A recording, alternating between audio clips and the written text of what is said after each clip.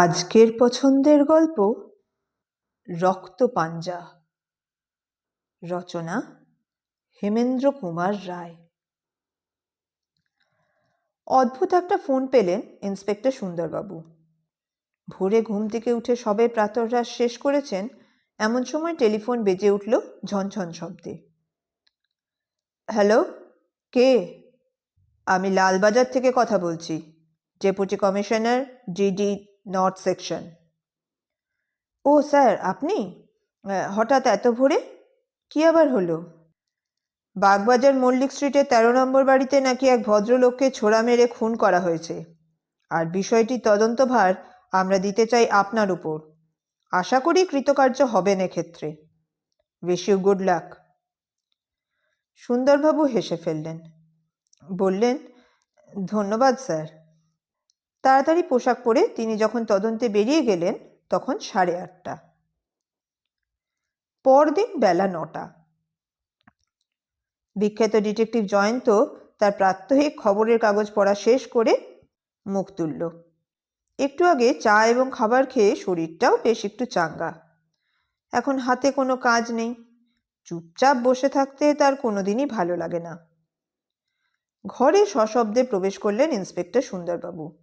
ঘরে পা দিয়েই হন্তদন্ত হয়ে বলতে শুরু করলেন, আরে জয়ন্ত, তুমি এখনো চুপচাপ বসে? জয়ন্ত হেসে বলল, তাছাড়া আর উপায় কি বলুন, কাজ নেই, আপনারাও নিশ্চিন্ত হয়ে ঘুমোচ্ছেন, আমি আর কি করব বলুন। চুপ করে বসে থাকতে কি আর ভালো লাগে? কিন্তু কাজকর্ম না থাকলে বনের মোষ তাড়িয়ে তো আর বেড়াতে পারি না। সুন্দরবাবু ব্যস্ত হয়ে বললেন, কি বলছো কাজ নেই? জানো, পরশু রাতে বাগবাজারে 13 নম্বর মল্লিক স্ট্রিটের একজন লোক রহস্যজনকভাবে খুন হয়েছেন। পেছন থেকে ছোড়া মেরে তাকে হত্যা করা হয়েছে, কিন্তু ঘরের মধ্যে এমন কোনো চিহ্নই পাওয়া যায়নি যাতে কাউকে সন্দেহ করা যায় অথবা কোনো সূত্র মিলতে পারে। জয়ন্ত হেসে বলল, তার মানে সংক্ষেপে এই বোঝায় যে আপনারা একেবারে হালে পানি ছেড়ে দিয়ে বসে আছেন। সুন্দরবাবু বললেন, তাছাড়া উপায় বা কি এক্ষেত্রে? অথচ ডেপুটি কমিশনার আমার উপরই ভরসা করে এ কেসটির ভার অর্পণ করেছেন, কিন্তু আমি তো প্রায় বোকা বনে গেছি। জয়ন্ত হেসে বলল, ও, বোকা বনে গেছেন বলেই শেষ পর্যন্ত ভাঙা কুলো অর্থাৎ আমার কাছে ছুটে এসেছেন। সুন্দরবাবু ঠাট্টাটা গায়ে মেখে বললেন, বেশ, তাই হয়, স্বীকার করছি। কথা বলতে আমার লজ্জা নেই যে এসব ক্ষেত্রে তোমার মাথা আমার চেয়ে অনেক বেশি পরিষ্কার। জয়ন্ত বললে, বেশ, আমার উপরই যখন ভার দিচ্ছেন তখন কয়েকটা প্রশ্ন করছি, উত্তর দিন দেখি। সুন্দরবাবু বললেন, বেশ, বলো। জয়ন্ত প্রশ্ন করলে, প্রথম কথা, পেছন থেকে যখন ছোড়া মারা হয়েছে বলছেন তখন এটা নিশ্চয়ই খুনের কেস, কিন্তু এছাড়া আর কি কোনো সূত্রই আশেপাশে দেখেননি? সুন্দরবাবু বললেন, একটা কথা ভুলে গিয়েছিলাম, একটা চিহ্ন পাওয়া গেছে।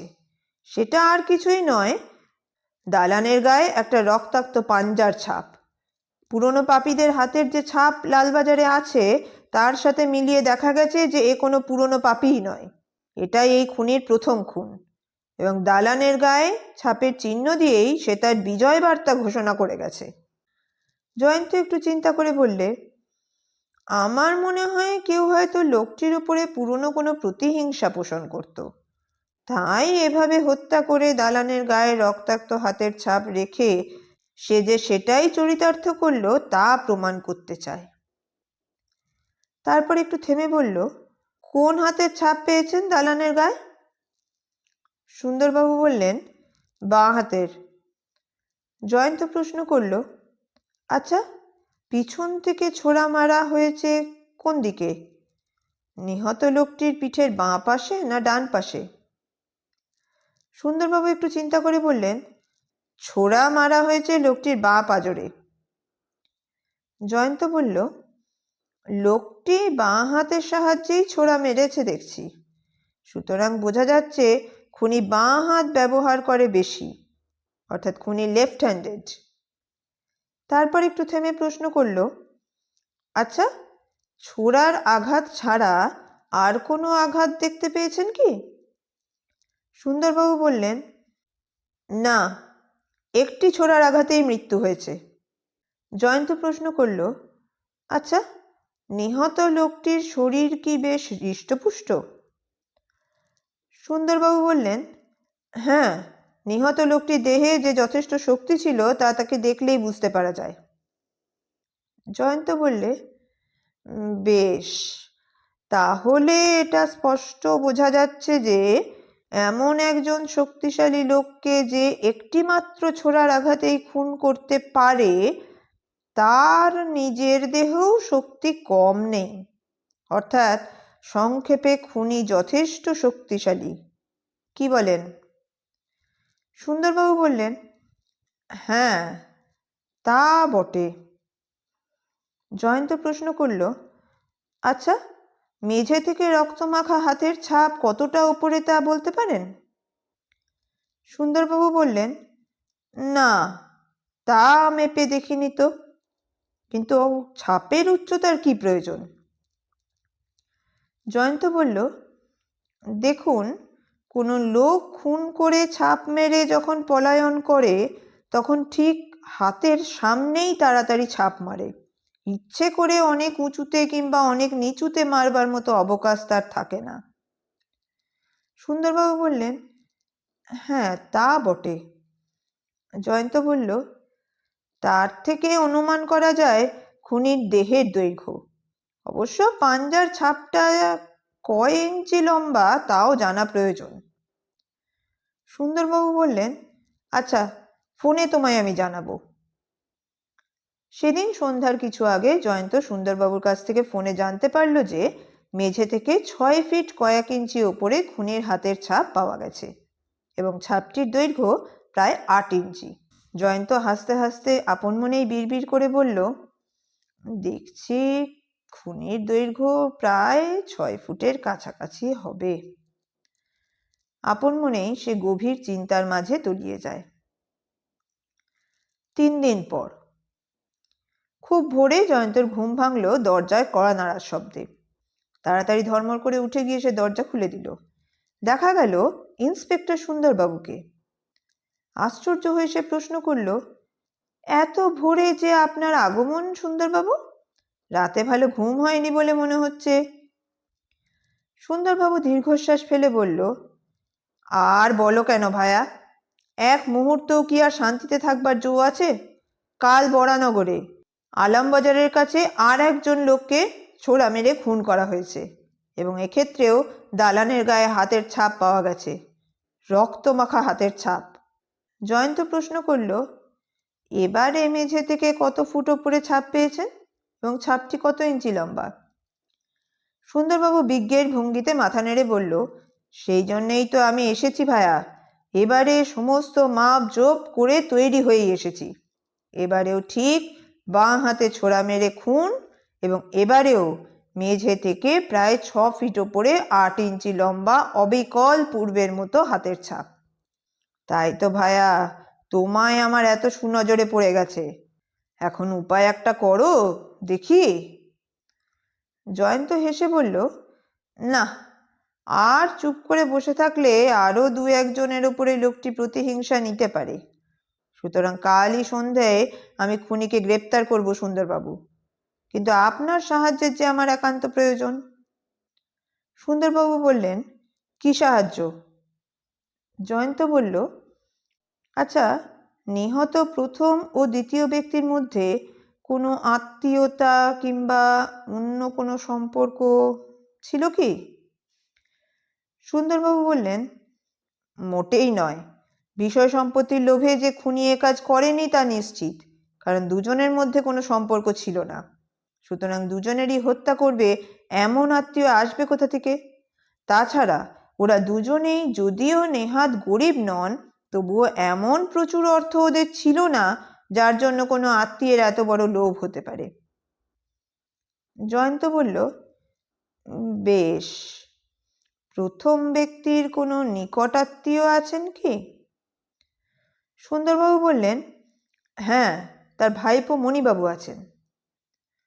জয়ন্ত বলল, ওতেই চলবে। এখন একটা কাজ করুন দেখি। প্রথম যে ব্যক্তি খুন হয়েছে তার অতি পরিচিত, অল্প পরিচিত, এমনকি সামান্যতম পরিচিত এরকম যতগুলি লোক আছে তাদের সকলের নাম জেনে নিয়ে একটা তালিকা প্রস্তুত করুন। আর দ্বিতীয় যে ব্যক্তিকে খুন করা হয়েছে তারও ঠিক এমনি একটা তালিকা প্রস্তুত করুন। তারপর দেখুন এই দুই নিহত ব্যক্তিকেই চেনে, অর্থাৎ দুজনেরই পরিচিত এরকম কজন ব্যক্তি আছে এবং তাদের মধ্যে কে কে লম্বা ও শক্তিশালী, তাদের নামের লিস্টটা আমাকে দিন। সুন্দরবাবু বললেন, খাসা বুদ্ধি বটে তোমার জয়ন্ত। তুমি কি ঘটনাস্থলে না গিয়ে শুধু ঘরে বসেই সব কাজ সারতে চাও? জয়ন্ত হেসে বলল, হ্যাঁ, ঘরে বসেই আমি খুনিকে গ্রেপ্তার করতে সক্ষম হব সুন্দরবাবু, যা আপনারা খুনের ব্যাপারে তদন্ত করেও পারেননি। সন্ধেবেলা জয়ন্তর ঘরে আবার সুন্দরবাবুকে দেখা গেল। হাতে তার বিরাট দুটি নামের তালিকা। জয়ন্তকে দেখে হেসে বললেন, দেখো জয়ন্ত, প্রথম এবং দ্বিতীয় নিহত ব্যক্তির আত্মীয়, পরিচিত, এমনকি একবারও যে তাদের সঙ্গে আলাপ করেছে তাদের আমি একটি তালিকা প্রস্তুত করেছি। কিন্তু দুজনকেই চেনে এমন লোক মাত্র এই 5 জন। তার মধ্যে আবার 6 ফুট লম্বা শক্তিশালী ব্যক্তি এই 3 জন। এদের নাম আমি লাল কালি দিয়ে দাগ দিয়ে দিয়েছি। জয়ন্ত প্রশ্ন করল, অপর দুজন? সুন্দরবাবু হেসে বললেন, ওরা নেহাত বেঁটে আর রোগা, সুতরাং ওদের দ্বারা এ কাজ হওয়া সম্ভব নয়, এ আমি নিশ্চিত। জয়ন্ত বলল, ঠিক, এখন এই 3 জনের নাম ও পরিচয় আমি জানতে চাই। সুন্দরবাবু বললেন, মোটামুটি যা জানা আছে দেখো। প্রথম জন একজন রেসের বুকি, নাম তার অমর সিং। দ্বিতীয় জন চক্রধরপুরের জমিদার রামতারণ বোস। আর তৃতীয় ব্যক্তি একজন শাস্ত্র পণ্ডিত জ্যোতিষী, যিনি ওদের দুজনকেই শক্তিমন্ত্রে দীক্ষিত করেছিলেন। তার নাম রামদেও শর্মা। লোকটির আসল বাড়ি বিহার, তবে বাংলায় বেশ কথা বলতে পারে। জয়ন্ত জিজ্ঞাসা করল, ওরা দুজনেই কি ছিলেন শক্তিমন্ত্রের উপাসক? সুন্দরবাবু শুধু বললেন, জয়ন্ত বলল, এবার তাহলে খুনিকে ধরবার ব্যবস্থা করি, কি বলেন? সুন্দরবাবু জিজ্ঞাসা করলেন, কিন্তু তুমি কি করে জানবে যে কে আসল খুনি? জয়ন্ত হেসে বলল, দেখুন, আসল খুনি ধরা পড়ে দোষ পর্যন্ত স্বীকার করতে বাধ্য হবে।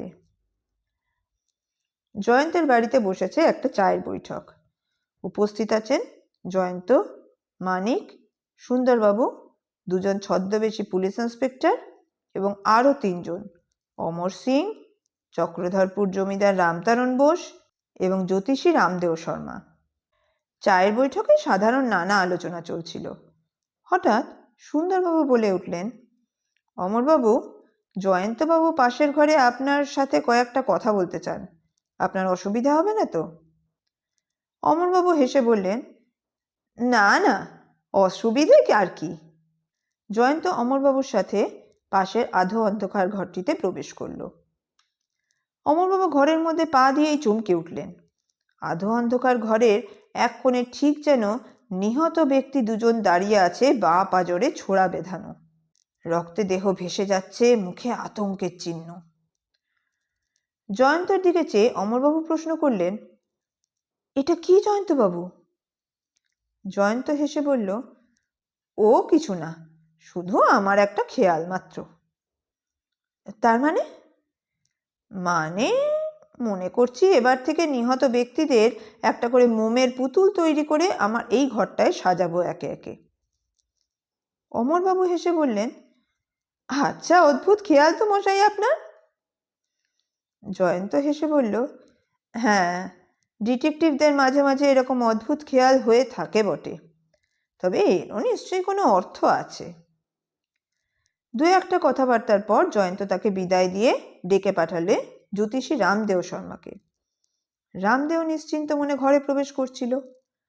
হঠাৎ এক সময় নিজের অজ্ঞাতেই তার চোখ দুটো গিয়ে ঠিকরে পড়ল ঘরের এক কোণে রক্ষিত মূর্তি দুটির উপরে। তার যেন মনে হলো নিহত ব্যক্তি দুজনেই দাঁড়িয়ে আছে তার সামনে। কে যেন মুহূর্তে শুষে নিল তার মুখের সব রক্তটুকু। একটা অস্ফুট শব্দ বের করেই সে অজ্ঞান হয়ে পড়ল। সবাই ছুটে এলো, চারদিকে বেঁধে গেল হই হুল্লোড়। সুন্দরবাবুও ঘরের ভেতরে প্রবেশ করলেন। তার দিকে চেয়ে জয়ন্ত বললে, এই নিন সুন্দরবাবু, আপনার খুনি, একে এক্ষুনি গ্রেপ্তার করুন। জ্ঞান ফিরে পাবার পর জয়ন্ত তার দিকে চেয়ে হেসে প্রশ্ন করল, আপনার অপরাধ আমরা জানতে পেরেছি, সুতরাং এবার দোষ স্বীকার করুন, তাহলে শাস্তির পরিমাণ কম হতে পারে। জ্যোতিষী রামদেও শর্মা দোষ স্বীকার করল। জয়ন্তের প্রশ্নের উত্তরে তিনি সংক্ষেপে জানালেন তার হত্যার কারণ। রামদেও শর্মা যে কাহিনী বলল তা অতি রহস্যজনক। রামদেও আসলে খুব বড় জ্যোতিষী ছিল না। জ্যোতিষী সেজে কেবল লোকের মনের খবর বের করে নিত, তারপর অন্য একজন লোকের নাম দিয়ে চিঠি লিখে জানাতো তাকে প্রচুর টাকা না দিলে সে সব রহস্য ফাঁস করে দেবে। আসলে সে ছিল একজন ব্ল্যাকমেলার। পুলিশ কিন্তু তার উপরে কোনোদিন সন্দেহ করেনি। নিহত ব্যক্তি দুজন আর আরও 4-5 জন লোককে সে ব্ল্যাকমেল করেছে এবং তাদের মধ্যে অনেকেই পরে টাকা দিতে অস্বীকার করে। নিহত ব্যক্তি দুজনও তাদের মধ্যে অন্যতম। যদিও ওরা দুজনেই তাকে ভক্তি করত এবং তার কাছেই শক্তিমন্ত্রে দীক্ষা নিয়েছিল, কিন্তু পরে তারা বেঁকে বসে যখন তার আসল রূপ ওদের কাছে প্রকাশ হয়ে পড়ে। ওদের মতো আরও অনেকে রামদেও শর্মার কবল থেকে পালিয়ে আত্মরক্ষা করে এবং চক্রধরপুরের জমিদার রামরতন বোসও তাদের মধ্যে অন্যতম। কোনো উপায় না দেখে রামদেও শর্মা অত্যন্ত ক্রুদ্ধ হয়ে ওঠে এবং তার মক্কেলদের ভয় দেখাবার জন্যই পরপর 2টি খুন করে এবং ঘরে রক্তপাঞ্জার ছাপ এঁকে রেখে যায়। পরিশেষে রামদেও শর্মা স্বীকার করল যে সত্যি জয়ন্তবাবুর মতো সুযোগ্য গোয়েন্দা এ ব্যাপারে হাত না দিলে কেউ তাকে সন্দেহও করতে পারত না। ইন্সপেক্টর সুন্দরবাবু সবার শেষে বললেন, সত্যি জয়ন্ত, অদ্ভুত তোমার ক্ষমতা। ঘরে বসেই তুমি খুনিকে আবিষ্কার করলে। জয়ন্ত হেসে বললে, সে তো আপনাদেরই সাহায্যে। পাঠ ভালো লাগলে একটি লাইকের মাধ্যমে তা জানিয়ে যান। আর এই রকম গল্প আরও শুনতে চ্যানেলটি সাবস্ক্রাইব করতে ভুলবেন না। ধন্যবাদ।